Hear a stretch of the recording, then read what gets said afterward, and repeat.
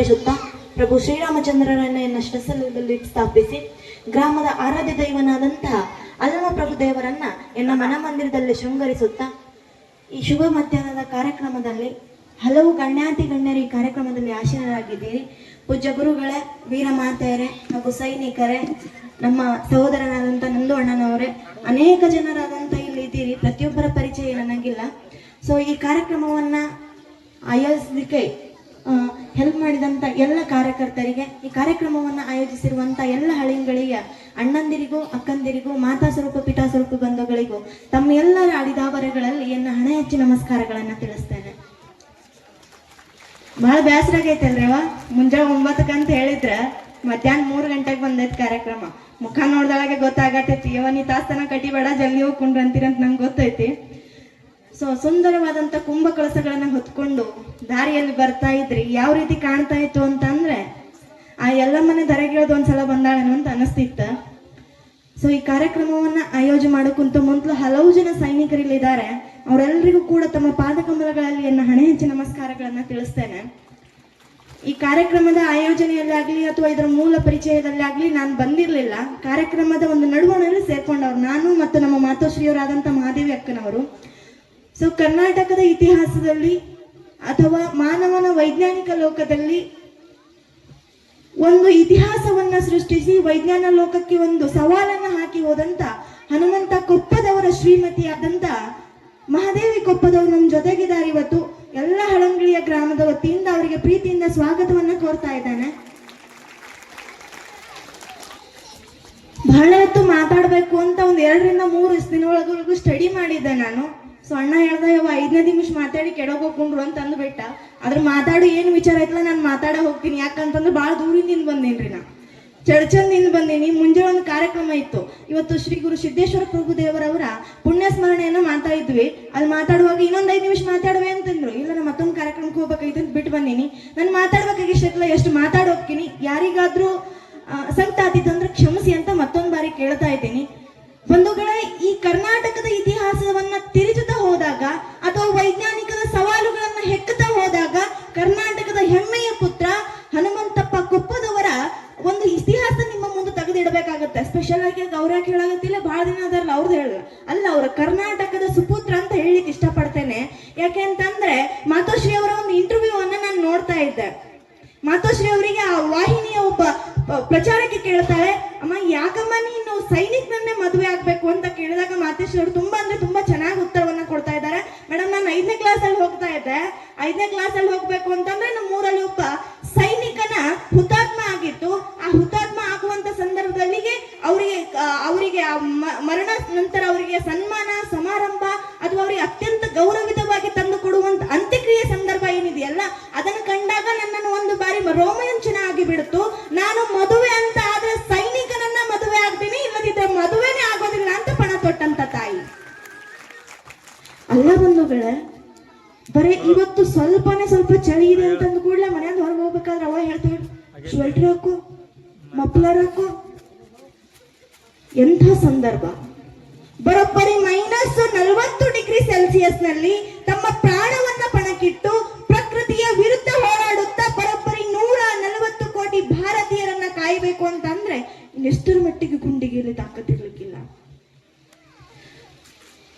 ಇವತ್ತು ಹನುಮಂತಪ್ಪ ಕೊಪ್ಪದವರು ನಮ್ಮನ್ನ ಬಿಟ್ಟು ಬಹಳ ದೂರ ಇರಬಹುದು. ಆದ್ರೆ ನಾನು ಮತ್ತೊಮ್ಮೆ ಹೇಳ್ತಾ ಇದ್ದೇನೆ ಮಾತೋಶ್ರೀ ಅವರೇ, ಅವರು ನಮ್ಮನ್ನ ಬಿಟ್ಟು ಬಹಳ ದೂರ ಇಲ್ಲ, ನಮ್ಮ ಜೊತೆಗೇನೆ ಇದ್ದಾರೆ. ಅದು ನಮ್ಮ ಕಣ್ಣಿಗೆ ಕಾಣಿಸ್ಕೊಳ್ತಾ ಇಲ್ಲ ಅಷ್ಟೇ. ನಾನು ಅಮ್ಮ ಅವ್ರಿಗೆ ಕೇಳ್ತಾ ಇದ್ದೆ, ಅಮ್ಮ ನಿಮ್ಗೆ ಕೊನೆಯದಾಗಿ ಅಣ್ಣನ ಕಾಲ್ ಬಂದಿದ್ದು ಯಾವಾಗ ಅಂತ ಕೇಳಿದ್ರೆ, ಅವ್ರು ಫೆಬ್ರವರಿ 3ನೇ ತಾರೀಕು ನಂಗೆ ಕಾಲ್ ಬಂತಮ್ಮ ಅಂತ ಹೇಳಿದ್ರು. ಯಾವ ಬಗ್ಗೆ ಡಿಸ್ಕಸ್ ಮಾಡ್ತಿದ್ರಿ ಅಂತ ಕೇಳಿದ್ರು. ಅಮ್ಮ ನಾಚ್ಕೊಂಡು ಹೇಳಿದ್ರು, ನನ್ನ ಮಗಳ ಫ್ಯೂಚರ್ ಬಗ್ಗೆ ನಾವು ಥಿಂಕ್ ಮಾಡ್ತಾ ಇದ್ದೀವಿ ಅಂತ. ಬರೋಬ್ಬರಿ ಫೆಬ್ರವರಿ 3 ಗಂಟೆಗೆ ಮಗಳ ಬಗ್ಗೆ ಫ್ಯೂಚರ್ ಥಿಂಕಿಂಗ್ ಅನ್ನ ಮಾಡ್ತಾರೆ. ಬರೋಬ್ಬರಿ ಫೆಬ್ರವರಿ 11 ಗಂಟೆಗೆ ಅಂತ್ಯಕ್ರಿಯೆಯಲ್ಲಿ ಬಂದು ಕೂಡ್ತೀವಲ್ಲ, ಯಾವ ಪಾರ್ಟಿಯ ಹಣೆ ಬರಹ ನಮ್ಮದು? ಸಿಯಾಚಿನ್ ಗಡಿಯಲ್ಲಿ ಕಾರ್ಯನಿರ್ವಹಿಸುವಂತ ಪ್ರತಿಯೊಬ್ಬ ಯೋಧನಿಗೆ ಟೆರರಿಸ್ಟ್ಗಳಿಗೆ ಅಂಜೋದಿಲ್ಲ. ಸಿಯಾಚಿನ್ ಗಡಿಯಲ್ಲಿ ಕಾರ್ಯನಿರ್ವಹಿಸುತ್ತಿರುವಂತ ಪ್ರತಿಯೊಬ್ಬ ಸೈನಿಕ ಪಾಕ್ ಸೈನಿಕರಿಗೆ ಅಂಜೋದಿಲ್ಲ. ಹೆದರುವುದು ಯಾತಕ್ಕೆ ಅಂತಂದ್ರೆ ಅಲ್ಲಿರುವಂತ ಹವಾಮಾನಕ್ಕೆ. ಬರೋಬ್ಬರಿ 1 ಕಿಲೋಮೀಟರ್ ಆಗಲ್ಲ, ಬರೋಬ್ಬರಿ 1 ಕಿಲೋಮೀಟರ್ ಉದ್ದದ ಒಂದು ಐಸ್ ಬಂಡೆ ಇರತ್ತಲ್ಲ, ಐಸ್ ಬಂಡೆ ನಾವು ಫ್ರಿಜ್ ಒಳಗೆ ಬೈತೀವಲ್ಲ, ಆ ಐಸ್ ಬಂಡೆ ಅಲ್ಲ, ಆ ಐಸ್ ಬಂಡಿ ಎಷ್ಟು ಗಟ್ಟಿಯಾಗಿರುತ್ತೆ ಅಂತಂದ್ರೆ ಇದು ಇವತ್ತಿರೋದು ನಾವು ಕಾಂಕ್ರೀಟ್ ಆಗಿರ್ತೀವಲ್ರಿ ರೋಡ್ ಮೇಲೆ, ಅದಕ್ಕಿಂತಲೂ ಗಟ್ಟಿಯಾಗಿರುತ್ತದೆ. ಬರೋಬ್ಬರಿ 30 ಅಡಿ ಎತ್ತರದ ಒಂದು ಬಂಡೆ ಅಲ್ಲಿರುವಂತ ಸೈನಿಕರ ಮೇಲೆ ಉರುಳೋಗ್ಬಿಡುತ್ತೆ. ಉರುಳಿದ ನಂತರ ಭಾರತೀಯ ಸೈನಿಕರು ಅದನ್ನ 1 ದಿನ ತೆಗಿತಾರೆ, 2 ದಿನ ತೆಗಿತಾರೆ. ಬರೋಬ್ಬರಿ 6 ದಿನಗಳ ಸತತ ಪ್ರಯತ್ನದ ನಂತರ ಅದರ ತಳಗೆ ಸಿಕ್ಕಿಬಿದ್ದಂತ 10 ಸೈನಿಕರಲ್ಲಿ ಕನ್ನಡಿಗರ ಹೆಮ್ಮೆಯ ಪುತ್ರ ಹನುಮಂತಪ್ಪ ಕೊಪ್ಪದವರು ಮಾತ್ರ ಜೀವಂತವಾಗಿರ್ತಾರೆ. ವೈಜ್ಞಾನಿಕವಾಗಿ ನೋಡಿದ್ರೆ ಆ ಐಸ್ ಕೆಳಗೆ ಸಿಕ್ಕಿಕೊಂಡಂತ ಯಾವುದೇ ಒಬ್ಬ ವ್ಯಕ್ತಿ 3 ಗಂಟೆ ಸಿಲುಕಿದ್ರೆ ಅದರಲ್ಲಿ 20% ಜನ ಬದುಕುವಂತ ಸಾಧ್ಯತೆ ಇರುತ್ತೆ, ಅಥವಾ 6 ಗಂಟೆಗಿಂತಲೂ ಹೆಚ್ಚಿನ ಸಮಯ ಬದುಕಿದ್ರೆ ಅದರಲ್ಲಿ ಕೇವಲ 0.9% ಅಷ್ಟು ಬದುಕುವಂತ ಸಾಧ್ಯತೆ ಇರುತ್ತೆ. ಆದ್ರೆ ಅದರಲ್ಲಿ ಬದುಕಿ ಬಂದಂತೂ ಬರೋಬ್ಬರಿ 6 ದಿನಗಳ ನಂತರ. ಹನುಮಂತಪ್ಪ ಕೊಪ್ಪದವರ ತಾಯಿಗೆ ಪ್ರಶ್ನೆ ಮಾಡಿದಾಗ ಅವ್ರು ಹೇಳ್ತಾರೆ, ನಿಮ್ಮ ಮಗ ತಿರ್ಕೊಂಡ್ರಲ್ರಿ ಹೆಂಗಾಯ್ತು? ಆ ತಾಯಿ ಹೇಳ್ತಾಳ್ರಿ, ನನಗ್ 4 ಜನ ಮಕ್ಕಳು, 4 ಜನ ಮಕ್ಕಳೊಳಗೆ ಇವ ಒಬ್ಬ ಸೈನಿಕ್ ಸೇರ್ಕೊಂಡ್ ಬಿಟ್ಟ. ಯಾವತ್ತಿವ ಸೈನಿಕ್ ಸೇರ್ಕೊಂಡ್ ಬಿಟ್ನೋ ಅವತ್ತೇ ಮನೆಯಿಂದ ಹೊರಗೆ ಹಾಕ್ಬಿಟ್ಟಿನ, ನನ್ನ ಮನಸ್ಸಿಂದ ಹೊರಗೆ ಹಾಕ್ಬಿಟ್ಟಿನಿ. ಯಾಕಂತಂದ್ರೆ ಅವ್ರು ಕೇವಲ ನನ್ನ ಮಗ ಅಲ್ಲ, ಇವತ್ತು ಭಾರತದ ಪರಿಪೂರ್ಣ ಮಗ ಆಗಿದ್ದಾನೆ ಇವತ್ತು ಅಂತ. ಒಂದು ವೇಳೆ ನಾವು ಮಾತೋಶ್ರೀ ಅವರನ್ನ ಕರಿಬೇಕು ಅಂತಂದ್ರೆ ವೀರ ಮಾತೆಯರು ಅಂತ ಕರಿತೀವಿ, ಯಾವತ್ತಿಗೂ ಕೂಡ ವಿಧವೆ ಅಂತ ಕರೆಯೋದಿಲ್ಲ. ಒಬ್ಬ ಇಂಜಿನಿಯರ್ನ ಹೆಂಡತಿ, ಇಂಜಿನಿಯರ್ ತೀರ್ಕೊಂಡಾಗ ಆತನ ಹೆಂಡತಿ ಮಗ ಬೀದಿಯಲ್ಲಿ ಹೋಗ್ತಾ ಇದ್ರೆ ಯಾವುದೋ ಒಂದು ವಿಚಾರವಾಗಿ ವಿಧವೆ ಅಂತ ಕರಿತೀವಿ. ಒಬ್ಬ ಡಾಕ್ಟರ್ನ ಹೆಂಡತಿ ತೀರ್ಕೊಂಡಾಗ ಅದೇ ವಿಚಾರವನ್ನ ಕರಿತೀವಿ. ಒಬ್ಬ ಸ್ವಾಮೀಜಿಯ ಹೆಂಡತಿ ತೀರ್ಕೊಂಡಾಗ ಅದೇ ವಿಚಾರವನ್ನ ಕರಿತೀವಿ. ಆದ್ರೆ ಒಬ್ಬ ಸೈನಿಕನ ಹೆಂಡತಿ ತೀರ್ಕೊಂಡಾಗ ಗಂಡ ತೀರ್ಕೊಂಡಾಗ ಆ ಮಾತೆಯನ್ನ ವೀರ ಮಾತೆ ಅಂತ ಕರಿತೀವಿ.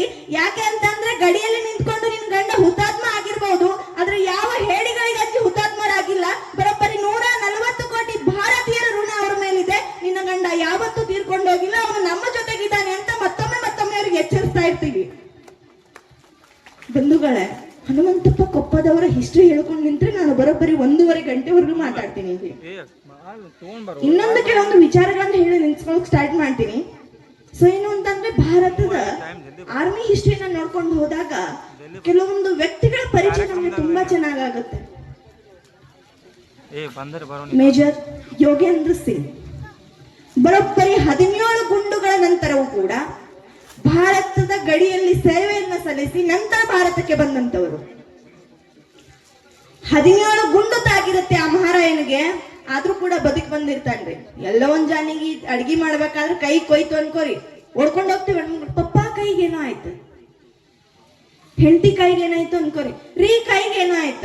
ಆದ್ರೂ ಬರೋಬ್ಬರಿ 17 ಗುಂಡುಗಳು ತಗುಲಿದ ನಂತರವೂ ಕೂಡ ಜೀವಂತವಾಗಿ ಉಳಿತಾರಲ್ಲ, ಯಾವ ಮಟ್ಟಿಗೆ ಆ ಧೈರ್ಯ ಇರಬಹುದು. ನಾನು ಪ್ರತಿಯೊಬ್ಬ ಸೈನಿಕರಲ್ಲಿ ಒಂದು ಪ್ರಶ್ನೆ ಮಾಡ್ತಾ ಇದ್ದೆ, ಯಾರು ನನಗೆ 10 ನಿಮಿಷದವರೆಗೆ ಅವರಿಗೆ ಸಂಭಾಷಣೆ ಮಾಡ್ಲಿಕ್ಕೆ ಅವಕಾಶ ಸಿಗುತ್ತೋ ಪ್ರತಿಯೊಬ್ಬ ಸೈನಿಕರಿಗೂ ನಾನು ಈ ಪ್ರಶ್ನೆಯನ್ನ ಮಾಡಿದ್ದೇನೆ. ಅಣ್ಣ, ಪ್ರತಿ ಬಾರಿ ಇಷ್ಟೊಂದು ಮೋಟಿವೇಶನ್ ಸಿಗುತ್ತಲ್ಲ, how you got a motivation from every day and every time ಅಂತ ಕೇಳಿದಾಗ ಪ್ರತಿಯೊಬ್ಬ ಸೈನಿಕನು ಹೇಳಿದಂತ ಮಾತು ಇಷ್ಟೇ, ಪುಟಿ, ನಾನು ಯಾವತ್ತು ಗಡಿಯಲ್ಲಿ ಹೋಗಿ ನಿಂತ್ಕೋತೀನೋ, ಯಾವತ್ತು ನನ್ನ ಕೈಯಲ್ಲಿ AK-47 ನಿಂತ್ಕೊಂಡು ಯುದ್ಧಕ್ಕೆ ಅಂತ ನಿಂತ್ಕೋತೀನೋ, ಆಗ ತಲೆಯಲ್ಲಿ ಬರುವಂತ ಒಂದೇ ವಿಚಾರ, ನನ್ನ ದೇಶ, ನನ್ನ ಮಡದಿ ಅಂತ ಬರೋದಿಲ್ಲ, ನನ್ನ ಮಕ್ಕಳು ಅಂತ ಬರೋದಿಲ್ಲ, ನನ್ನ ತಾಯಿ ಅಂತ ಬರೋದಿಲ್ಲ, ನನ್ನ ಕುಟುಂಬ ಅಂತ ಬರೋದಿಲ್ಲ. ನನ್ನ ತಲೆಯಲ್ಲಿ ಬರುವಂತ ಏಕೈಕ ವಿಚಾರ ಅದು ಭಾರತ ದೇಶ. ಅಲ್ಲ ಸ್ವಾಮಿ, ಯಾವುದೋ ಒಂದು ಆಟೋ ಹಿಂದೆ ಹಾಕಿದ್ದು ತುಂಬಾ ಚೆನ್ನಾಗಿ ಓದ್ದೆ. ನಾನು ಸೋಷಿಯಲ್ ಮೀಡಿಯಾ ಸ್ಕ್ರೋಲ್ ಮಾಡ್ಬೇಕು ಅಂತಂದ್ರೆ ಅದೊಂದು ಸಿಕ್ಬಿಟ್ಟಿತ್ತು. ನಾನು ಮೊನ್ನೆ ಆದ್ರೆ ಹೇಳಿದ್ರೆ ಮತ್ತೆ ಇದನ್ನ ಹೇಳ್ತಾ ಇದ್ದೀನಿ. ಗಡಿಯಲ್ಲಿ ದೇಶಕ್ಕಾಗಿ ಹುಲಿಗಳ ಹೋರಾಟ, ಗಡಿಯಲ್ಲಿ ದೇಶಕ್ಕಾಗಿ ಹುಲಿಗಳ ಹೋರಾಟ, ಹಡಕ್ಕಾಗಿ ದೇಶದೊಳಗೆ ನಾಯಿಗಳ ಕಿತ್ತಾಟ ಅಂತ. ಎಷ್ಟು ಚೆನ್ನಾಗಿದೆಯಲ್ಲ ನಮ್ಮ ಸೈನಿಕರ ಜೀವನ. ಗಡಿಯಲ್ಲಿ ಸೇವೆ ಸಲ್ಲಿಸ್ತಾ ಇದ್ರೆ ಯಾವ ಬೇಜಾರು ಇಲ್ಲ. ಆದ್ರೆ ಇವತ್ತು ನಮ್ಮ ಸೈನಿಕರ ಪರಿಸ್ಥಿತಿ ಏನಾಗ್ತಾ ಇದೆ ಅಂತಂದ್ರೆ, ಲಂಚಕ್ಕಾಗಿ ಪ್ರತಿ ಸಮಯ ಹೊಂಚಾಗಿ ಕುಳಿತುಕೊಳ್ಳುತ್ತಿರುವಂತ ರಾಜಕಾರಣಿಗಳ ಬೆನ್ನತ್ತಿ ಓಡಾಡಿದಾಗ ನಮ್ಗೆ ಸ್ವಲ್ಪ ಸಂಕಟ ಆಗುತ್ತೆ. ಪ್ರತಿ ಬಾರಿ ಈ ಒಬ್ಬ ಯೋಧನನ್ನ ಕಳ್ಕೊಂಡಾಗ ಎಷ್ಟು ಸಂಕಟ ಆಗುತ್ತೋ, ಒಬ್ಬ ರಾಜಕಾರಣಿ ಹಿಂದೆ ಒಂದು 16 ಜನ ಸೈನಿಕರು ಅವರಿಗೆ ಒಂದು 47 ತಗೊಂಡ್ಬಿಟ್ಟು ಒಂದು ಗನ್ನನ್ನ ಇಟ್ಕೊಂಡು ಪ್ರೊಟೆಕ್ಟ್ ಮಾಡುವಾಗ ಅಷ್ಟೇ ಬೇಜಾರು ನನಗಾಗುತ್ತೆ. ಯಾಕೆ ಅಂತಂದ್ರೆ, ಈ ದೇಶದಲ್ಲಿ ಇದ್ದುಕೊಂಡು ನೀವು ಯಾವುದೇ ರೀತಿ ಕೆಲಸ ಮಾಡಿದ್ರು ಕೂಡ ಗಡಿ ಕಾಯುವಂತ ಯೋಧನಿಗೆ ಸಮಾನ ಆಗ್ಲಿಕ್ಕೆ ಸಾಧ್ಯನೇ ಇಲ್ಲ. 140 ಕೋಟಿ ಭಾರತೀಯರು ಬರೋಬ್ಬರಿ ಒಂದು ರಾತ್ರಿ ಮಲಗಬೇಕು ಅಂತಂದ್ರೆ 6 ಲಕ್ಷಕ್ಕೂ ಅಧಿಕ ಜನ ಸೈನಿಕರಲ್ಲಿ ಗಡಿಯಲ್ಲಿ ನಿಂತ್ಕೊಂಡು ಕಾಯಬೇಕು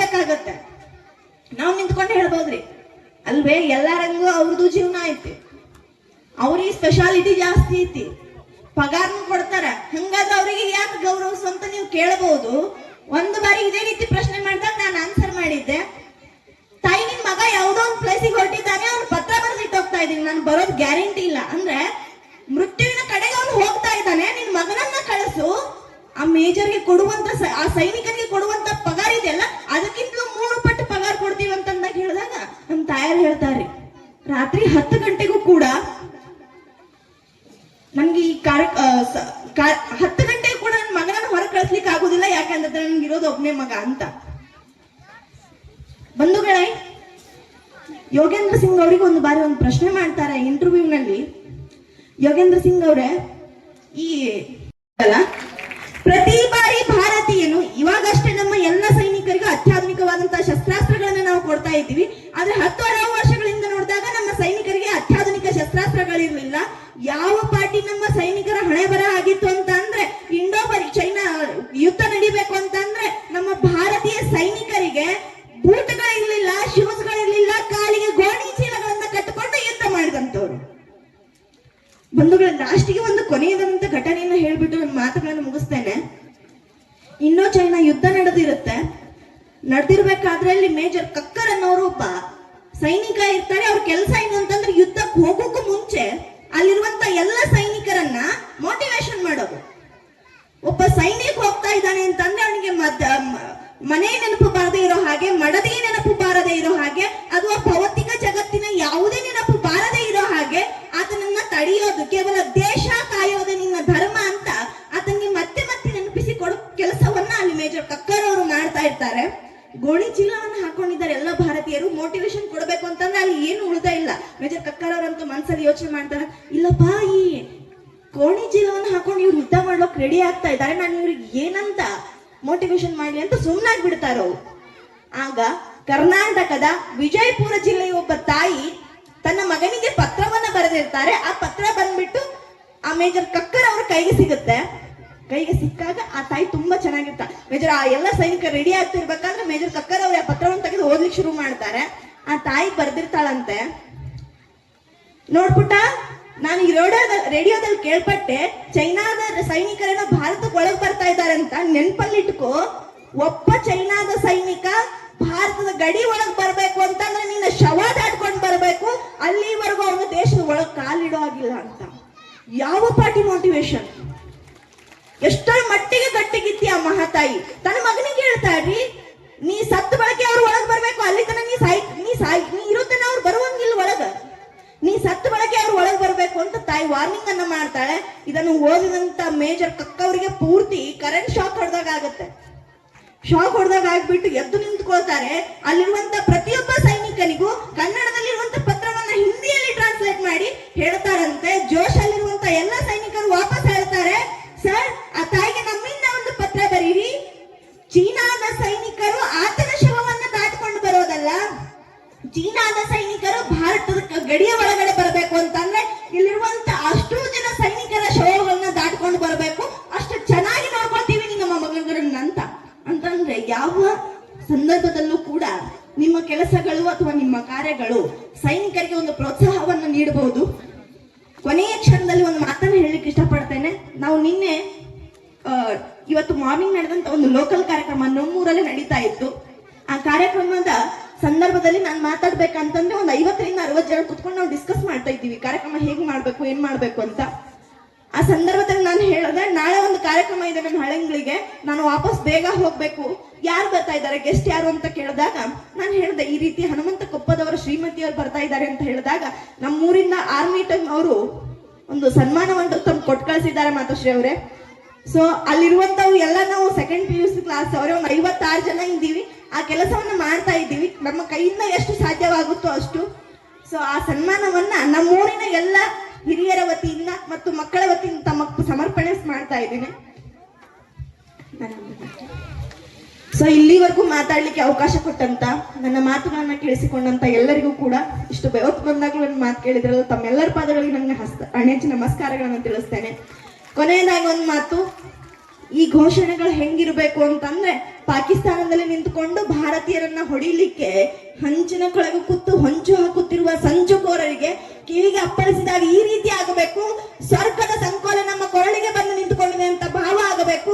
ತಮ್ಮ ಎರಡೂ ಕೈಗಳನ್ನ ಮೇಲೆತ್ತುಕೊಂಡು, ಕೈ ಎತ್ತುತ್ತಿರಿಲ್ರ ನಿಮ್ಗೆ ವೈಟ್ ಡ್ರೆಸ್, ಹಾ, ತಮ್ಮ ಎರಡೂ ಕೈಗಳನ್ನ ಮೇಲೆತ್ತುಕೊಂಡು ವೇದಿಕೆ ಮೇಲಿರುವಂತವರು ಜೊತೆಗೆ ಕೆಳಗಿರುವಂತ ಎಲ್ಲ ಸೈನಿಕರು ನನ್ನ ಜೊತೆಗೆ ಉಚ್ಚ ಕಂಠದಿಂದ ಮತ್ತೆ ಭಾರತಾಂಬೆಗೆ ಘೋಷಣೆಗಳು ಹಾಕೊಂಡ್ ಬಡ ಭಾರತ್ ಮಾತಾ ಕಿ, ಬಡ ಭಾರತ್ ಮಾತಾ ಕಿ, ವಂದೇ ವಂದೇ, ಜೈ ಹಿಂದ್, ಜೈ ಶ್ರೀರಾಮ್. ಬಹುಸಂಖ್ಯಾತ ರೈತರದು ನಾವು ಇದ ಊರಾಗ ಸಾವಿರಾರು ರೈತರಿದ್ರು, ಸುತ್ತಮುತ್ತ ಕೂಡ ಇವತ್ತು ನಾವೆಲ್ಲ ಸಾವಿರಾರು ರೈತರಿದ್ದು ಕೂಡ ಇವತ್ತ ಈ ಅಧ್ಯಾತ್ಮ ಕಡೆ ಈ ವಿಚಾರ, ಯಾಕಂದ್ರೆ ಅಜ್ಜಾರ ಪಾಪ ಅವರೆಲ್ಲ ಸಾವಿರಾರು ಜನ ಇವತ್ತು ರೈತರು ಸೇರ್ಬೇಕಾಗಿದ್ದು ನೋಡ್ರಿ. ಅವ್ರ ಸೈನಿಕರ ಅವ್ರ 100-200 ಜನ ಕಡೆ ಎಷ್ಟು ಶಿಸ್ತಾಗಿ ಬಂದು ಇವತ್ತ ಅವರೆಲ್ಲ ಆ ಕಾರ್ಯಕ್ರಮ ಅಲ್ಲಿ ಪಾದಯಾತ್ರೆ ಒಳಗೆ ಅವರ ಶಿಸ್ತ, ಅವ್ರ ವಿಚಾರ ಕೂಡ ನಾವು ಕೂಡ ಅಳವಡಿಸ್ಕೋಬೇಕು. ಯಾಕಂತಂದ್ರೆ ನಾವ್ ಯಾಕೆ ರೈತರು ಜಾಸ್ತಿ ಇವೆಲ್ಲ ಬರಬೇಕು, ಇಲ್ಲೆಲ್ಲ ಒಳ್ಳೆ ಒಳ್ಳೆ ಕಾರ್ಯಕ್ರಮ ಅಜ್ಜಾರ ಪಾಪ ತಾವೆಲ್ಲ ಮಾಡಿರ್ತಾರೋ, ನಿಮಗೆ ಪ್ರಸಾದ ವ್ಯವಸ್ಥೆ ಮಾಡಿರ್ತಾರ ವಿಚಾರನ್ನ ಇವತ್ತು ನಾವು ಆಧ್ಯಾತ್ಮಿಕ ವಿಚಾರ ಇರ್ಬೋದು, ರೈತರ ವಿಚಾರ ಇರ್ಬೋದು, ಸೈನಿಕರ ವಿಚಾರ ಇರಲಿ, ಎಲ್ಲಾ ವಿಚಾರಗಳನ್ನು ತಿಳ್ಕೊಂಡ ಅವನ್ನೆಲ್ಲ ನಮ್ಮ ಬದುಕಿಗೆ ನಾವು ಅವನ ಒಂದು ಬದಲಾವಣೆ ರೂಪಕ್ಕೆ ಹಾಕೋಬೇಕಾಕತಿ. ಅದಕ್ಕಾಗಿ ತಾವು ಇವತ್ತಿದು ದೊಡ್ಡ ಪ್ರಮಾಣದಾಗ ಬೆಳಿಬೇಕಾಗೈತಿ. ಪದೇ ಪದೇ ನಾವು ಬಂದಾಗೊಮ್ಮೆ ಇದನ್ನ ಹೇಳುದು, ಇಲ್ಲಿರ್ತಕ್ಕಂಥ ನಮ್ಮ ಸಾಕಷ್ಟು ಈ ಬಾಗಲಕೋಟೆ ಜಿಲ್ಲೆಯೊಳಗೆ ಸಾವಿರಾರು ರೈತ ಸಂಘಟನೆ ಕಾರ್ಯಕರ್ತರು ರೈತರು ಕೂಡ ಅದಾರ. ಇದು ಇನ್ ಮುಂದೆ ಬದಲಾವಣೆ ಆಗ್ಬೇಕಾಗೈತಿ, ಅದು ನಮ್ದು ಜವಾಬ್ದಾರಿ ಐತಿ. ಇವತ್ತ ನಮ್ಮ ಅಲ್ಲಮ ಪ್ರಭು ಅಜ್ಜಾರ ಅವ್ರ ಬಾಳ ಭಕ್ತಿ, ಈ ರೈತರ ಯಾರು ಶ್ರಮ ಪಡತಾರೋ ನಿಜವಾಗಿಯೂ ರೈತ ನಿರಂತರವಾಗಿ ಶ್ರಮ ಪಡ್ತಾರೋ, ಸೈನಿಕರು ಕೂಡ ಇವತ್ತ ದೇಶ ಕಾಯಲಿಕ್ಕೆ ತಮ್ಮ ಜೀವ ಬಲಿದಾನ ಇಟ್ಟ ಇಡೀ ತಮ್ಮ ಬದುಕನ್ನೆಲ್ಲ ತ್ಯಾಗ ಮಾಡಿ ಗಡಿಭಾಗದಾಗ ಅವರ ಇವತ್ತು ದೇಶ ಕಾಯತಾರ ಅಂತ ಹೇಳಿ ಇವತ್ತು ನಾವು ನೆಮ್ಮದಿ ಅಂದ್ರೆ ಅದು ರೈತರ ದಿನನಿತ್ಯ ಶ್ರಮ ಹಾಕಿ ತಮ್ಮ ಹೊಲ್ದಾಗ ದುಡಿತಾರ ಅಂತ ಹೇಳಿ ಇಡೀ ಜಗತ್ತಿಗೆ ಅನ್ನ ಕೊಡ್ತಕ್ಕಂಥ ರೈತರನ್ನ ಗೌರವಿಸ್ತಕ್ಕಂಥ ಕಾರ್ಯಕ್ರಮ ಏನ ನಮ್ಮ ಅಲ್ಲಮ ಪ್ರಭು ಗುರುಗಳು ಮಾಡ್ಯಾರು, ಅದು ನಮ್ಮ ಎಲ್ಲರ ಭಾಗ್ಯ. ಈ ಕಾರ್ಯಕ್ರಮ ಇನ್ನ ಇತರ 10 ಪಟ್ಟು ಜನಸಂಖ್ಯೆ ರೂಪದಾಗ ಎಲ್ಲರಿಗೂ ಅವೇರ್ನೆಸ್ ಆಗಿ ನಾವೆಲ್ಲ ಮುಂದಿನ ದಿನಮಾನದಾಗ ಇದನ್ನ 10 ಪಟ್ಟು ಇದನ್ನ